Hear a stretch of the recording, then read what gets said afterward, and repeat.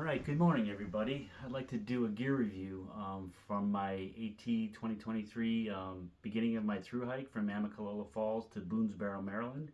And I'm going to complete it this year, going from Boonesboro, Maryland to Katahdin. So here's the gear I use, will work for me. I'll talk about it, and doesn't mean it's right for everybody, but it worked for me. So let's go. First off, I hiked with my buddy Old Goat. And he got me this pack as part of my retirement gift. Let's see, it is a Gregory Paragon 58. It's a 55-liter pack. I also have a pack cover for it. And then I bought a Natafoam pack liner that goes inside the pack. And I will pack this all up at the end of this to show everybody. But so this comes in at like 3.74 pounds. Obviously, you can get a lot lighter if you want to buy like a Hyper Light, or there are other packs out there, but 3.74 pounds work for me.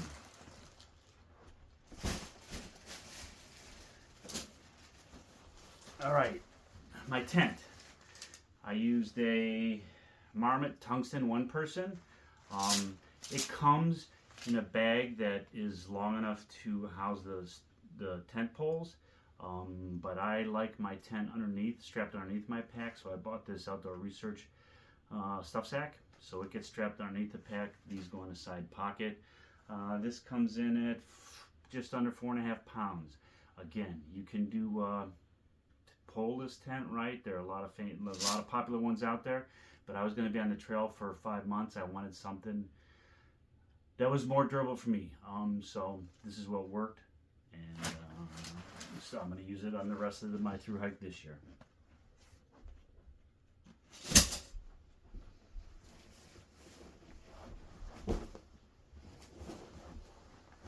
All right, sleep system. I have a Sierra designed 20-degree quilt. It's got a foot box and kind of a head pocket. 20 degrees, pretty good. Maybe a little bit too much in the real warm weather, but again, I hiked from March 8th till May 24th last year, and therefore didn't see any real warm weather. So in a much warm weather, 20 degrees might be too much, but wow, is this nice. It's very comfortable, not having to zipper in, and it's very flexible. I did get cold. In Georgia, we had some 10-degree mornings, so I bought a alpaca quilt liner, sleeping bag liner from Around the Bend Hostel. Saved me, right? On those 10-degree mornings, you put that inside the 20-degree quilt, and it is much warmer. You can survive. I like to be comfortable.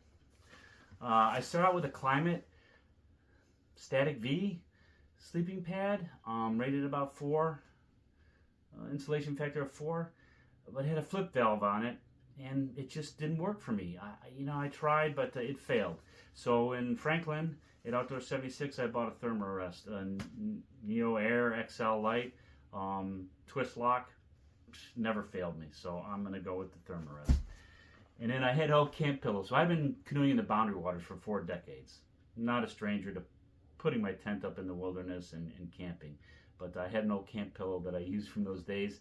The dryer at the Super 8 in Harper's Ferry, it exploded. So I bought this Trekology camp pillow. It's very light. I'm going to give it a shot on this part of the hike and see how it goes. So all that sleep system comes in at 5.5 pounds. Let's see.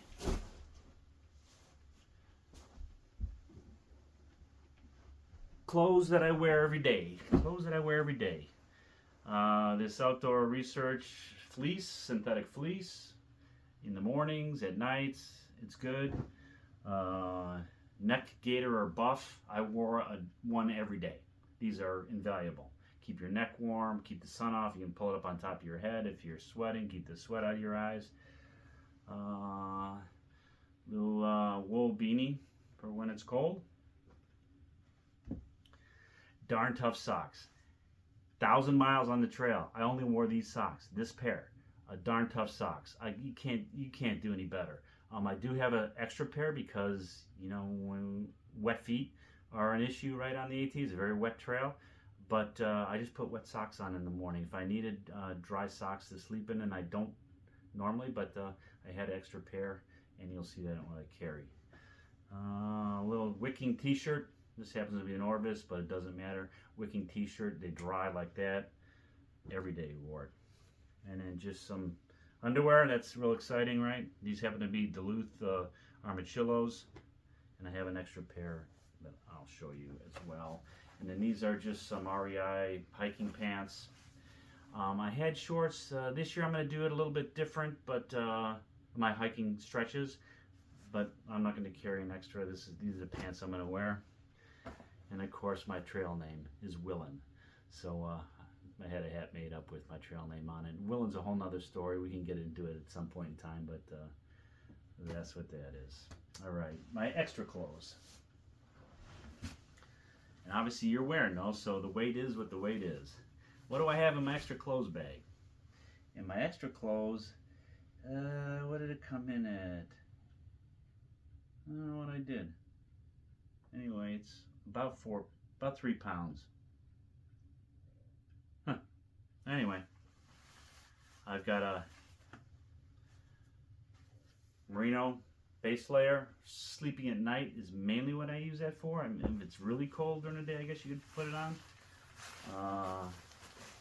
Outdoor research rain jacket. And I had a marmot last year. I just didn't like it. I wear it around here, around home. But boy, do you sweat. You sweat in all rain gear, right? But I just wanted to try something different, so that's new to me. Puffy. Puffy's great at night, great in the morning.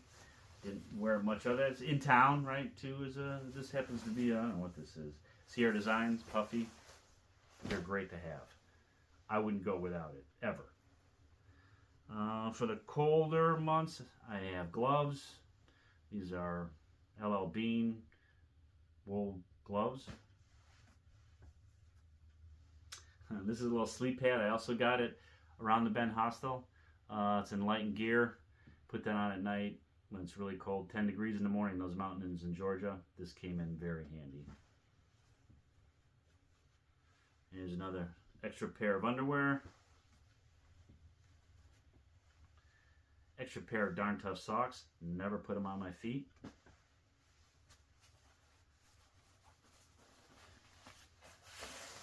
And then the rain pants. Rain pants. You know, when you need them, I guess they're real handy. I didn't wear them much. They're kind of a pain. I know some people use the rain kilts. If you're wearing shorts, I don't know. My REI pants really keep you kind of dry, but I guess if you ever need them, they'd come in handy. I don't know. I do carry them. No, that's like 3 pounds, I think. All right. What else?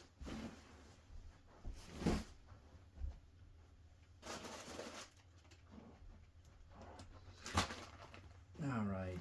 Electronics. USB-C cord. An Anchor 1-port charging. This is a Nightcore or Black Diamond headlamp. It does take 3 AAA batteries. Never had to worry about it. I do have a little microphone for the wind. It's a USB-C mic. Came in handy up on fire towers, top of ridges, when I'm recording my videos. And then my Nightcore 10,000 milliamp battery. I'd get like 2.5 charges out of this. I hang the hand sanitizer on the pack, which just happens to be in that because I traveled with it. Extra washer and cap for the Sawyer Squeeze. This is my toiletry bag. Extra lighter. Carabiner to hang my sandals on to my backpack. I'll show you in a minute. Folding toothbrush.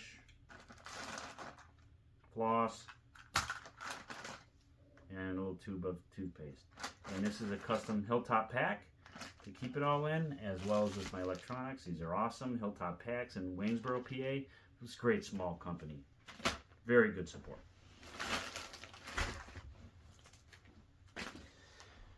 All right. And then food bag is another Hilltop food bag. another Hilltop pack bag. It's a food bag. And I generally carry like 3 to 5 days worth of food, and that comes in about 8 pounds typically, and that won't be in my base weight, but just wanted to show you that I have that.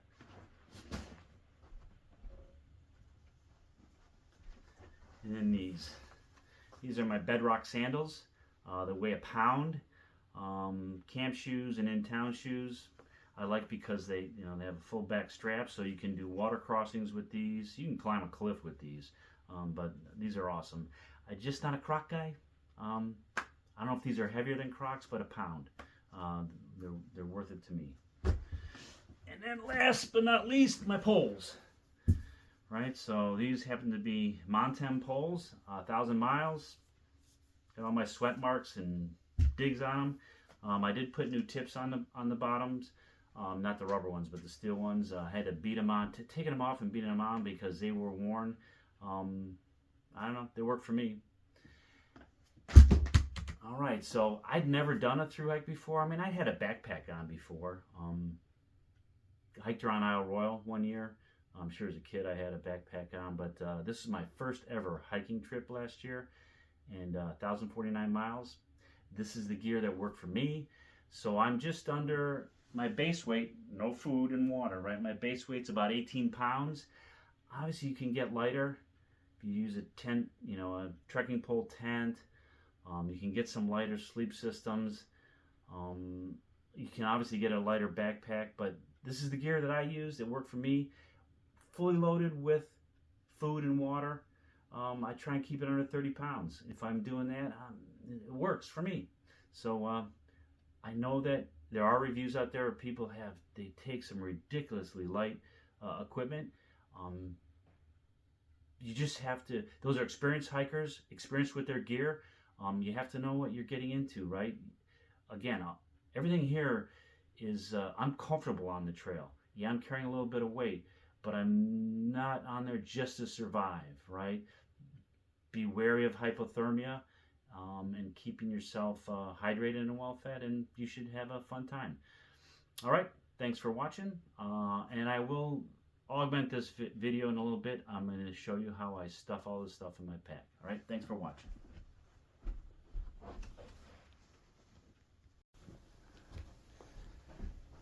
All right, let's put everything in my pack. Show you how this goes. First, we'll start with the Nylofoam pack liner. Everything that you want to stay dry goes inside this. I use this one for 1,049 miles. There's no holes, punctures, tough as nails. It weighs nothing, really. It weighs something. But all right, the first thing that goes in, sleep system. I take everything out of the stuff sacks. Stuff sacks are just dead weight. That's me, right? I don't know how you guys pack, but so stuff sack for the alpaca liner comes off. That goes in the bottom in case I need it. It's there to be used. Next is my quilt. And not having stuff sacks, for me, makes packing up in the morning so much easier. Alright, so the quilt goes in. Getting yourself going in the morning. When it's raining or cold. I like doing it this way much better. Okay. That's the quilt. Next goes the thermarest.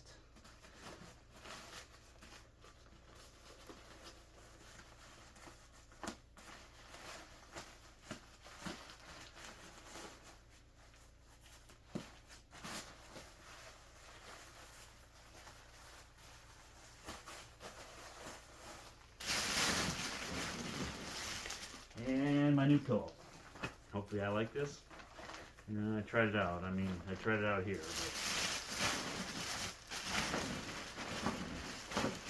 Right, then I showed you all the extra clothes.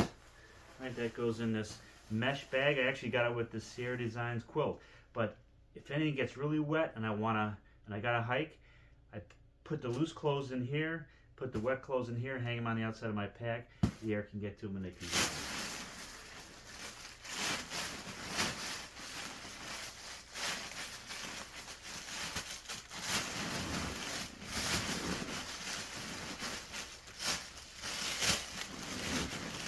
Alright, then I just kind of fold that up, roll it in.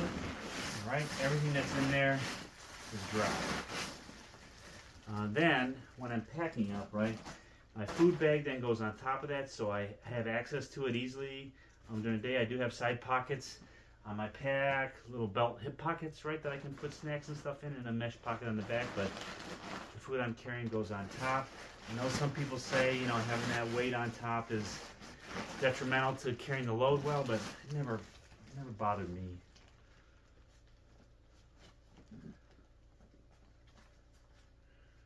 We're stuck here.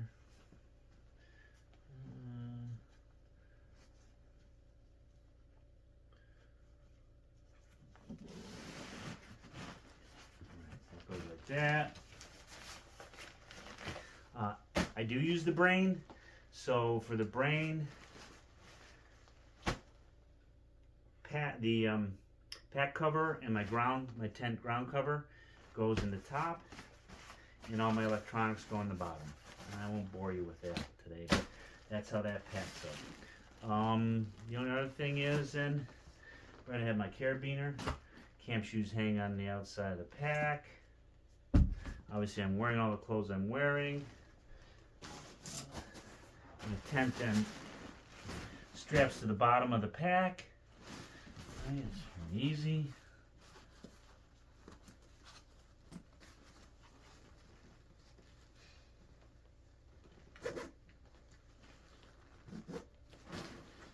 And I just put my tent there. Strap it on, and then that's my tent. Poles go on the side, like such, right? My poles are in there. The only thing I didn't show you, a couple things I didn't show you before, is I use a CNOC bag, right? 2-liter CNOC bag. I like it. You can use the top if you got like a rhododendron leaf or a little stream flowing. If you got a scoop, you just take this off and you can scoop water in it and Sawyer squeeze. I use this one for 1,049 miles. I back flush it. The water in the south was really good up at high elevation, not much silt in it. I didn't get much out of it, but I do have a new Sawyer squeeze, but I'm going to start with this one. It's still working for me. And I just put that in a baggie, and this just goes in this mesh pocket, right? And then it's ready to go all the time. I think that's it. Obviously my poles are in my hand. The only thing I didn't talk about, I did a video in Waynesboro, right, where I traded out my Zero hiking boots. They're high top tennis shoes. They were waterproof. That was one of the big mistakes I made for me on trail. In Waynesboro, I bought these Keen and Nexus Speeds. I've got just under a couple hundred miles on them now. I'm going to finish Maryland and Pennsylvania in them, and that'll put 400 or 500 miles on them, and we'll see if I need to replace them at that point in time. So that's how I pack up. All right. Hope it's been beneficial for you guys. Thanks for watching.